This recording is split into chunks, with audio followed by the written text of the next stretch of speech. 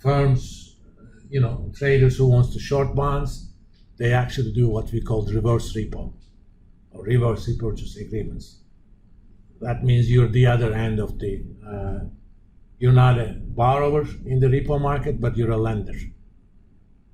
You lend people money, you take that bond as collateral, but you don't keep it, you actually sell it in the market to get the cash. And if in the meantime interest rates went down, value of the bond went up, you lose money. So interest rate risk is kind of two-sided, depending upon the direction of your portfolio. But either way, when we say risk, we say what are possible amounts of money you could lose out of this portfolio. And how that interest rate risk is measured or quantified depends upon many things. As yields, as we call as YTM, are affectionately called,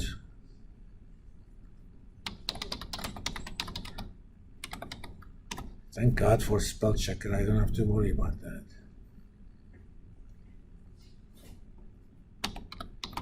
Go up, long bond portfolios lose value. Long is market term for you buy low, high, sell high later, right? Just like stocks. You buy a stock, you're long. You short, that means you actually sell now, buy back later. So you still do buy low, sell high, but when you're short, you do the selling first. And short portfolios make money.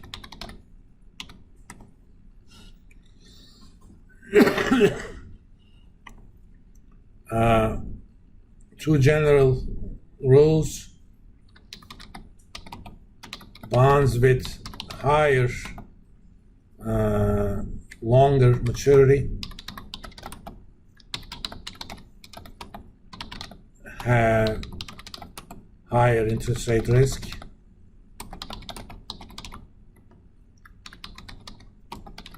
Everything else being same, obviously. Bonds with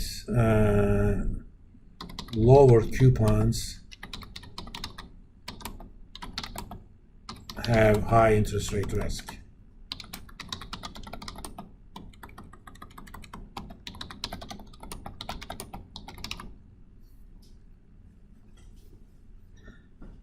Let's kind of see that.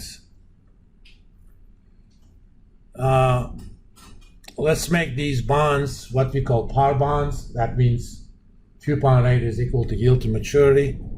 So let me go back to value mode. To make things simple, let's make these 4% coupon bonds. A par bond always has a value that is equal to face value. That's normal because if the coupon rate is the same as yield to maturity, every period, think of it like this: you lent the government $1,000. And yield to maturity is the interest that you charge on that, right? But every 6 months, government pays you that interest. So at the end of 6 months, government still owes you only $1,000. So principal is still $1,000.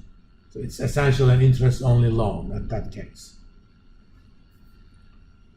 Let's increase yield to maturity to 4.10. The value of the bond went down by about $8.14, right? So a 10-year bond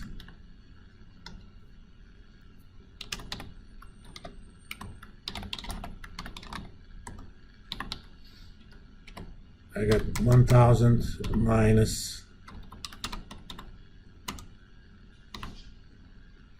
and actually let's divided by face value.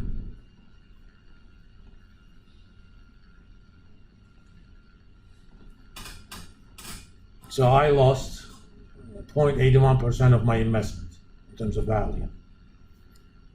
If it went up to 5, I should have put it here. I lost close to 8% of my investment. Let's see what happens to a 5-year bond. We know at 4% it's going to be worth 1,000, independent of maturity anyway. So, but if the interest rates went up to 5, I'm going to lose only about 4.5% of my investment. So on the 5-year bond, I don't lose as much. Let's look at the 30-year bond. Now, it's so big, it has its own hashtag. I'm going to lose 15.5%. Swiss government has 50-year bonds. That would have lost about 18% of its value. That's 1/5. I mean, it takes typically a while for bond yields to go up by 1%, but it is not terribly uncommon. I mean, let's look at the, yeah, this is a 1-year thing. Last September, in fact, let's do just 6 months.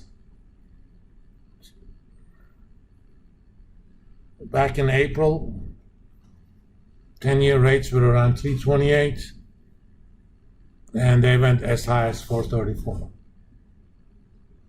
So within less than 6 months, you can have that kind of movement. Well, if you're losing 20% of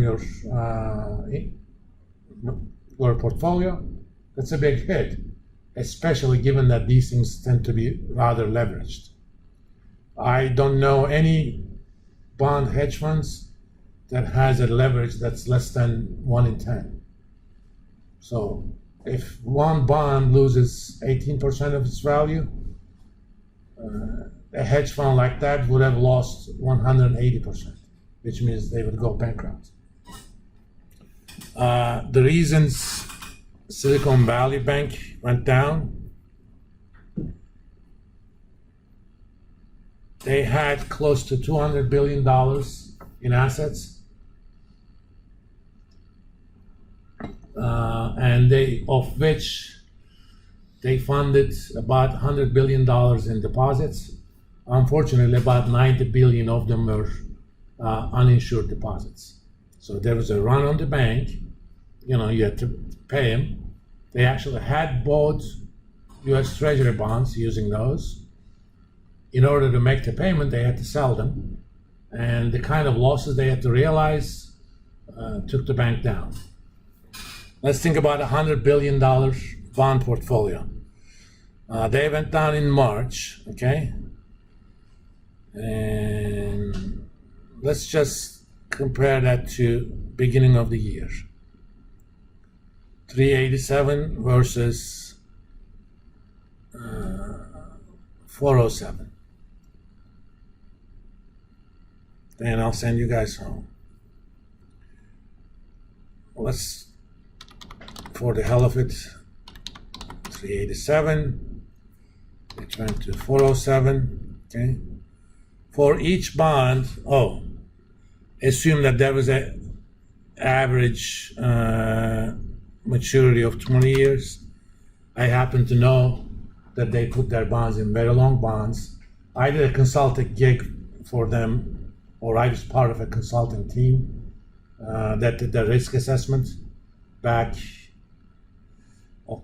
October 2022. We actually told them this was an issue. They did nothing about it. We said, you actually have a risk over your deposit. They say, why? If something happens, those depositors do a run on the bank, and you're gonna need liquidity. But we'll talk about it when we come back. That's actually an interesting lesson. So 1,000, so if you have 100 billion,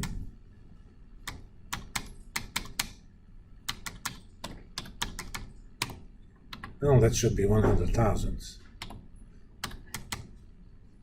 No, 100 million. You have 100 million those bonds.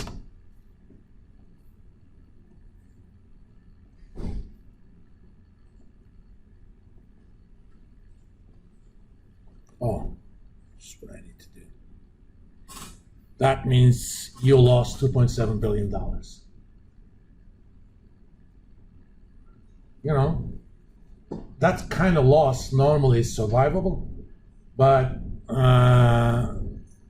they had to realize it, and market realized that these guys did not hedge their interest rate exposure, which is going to kind of segue us into risk management stuff. But on that lecture that I'm going to post on Labor Day or that weekend, I'm going to introduce the concept of duration or financial duration as a measurement of bond risk, then how you actually use that to easily hedge interest rate risk. So I'll see you guys next Wednesday. Have a nice break.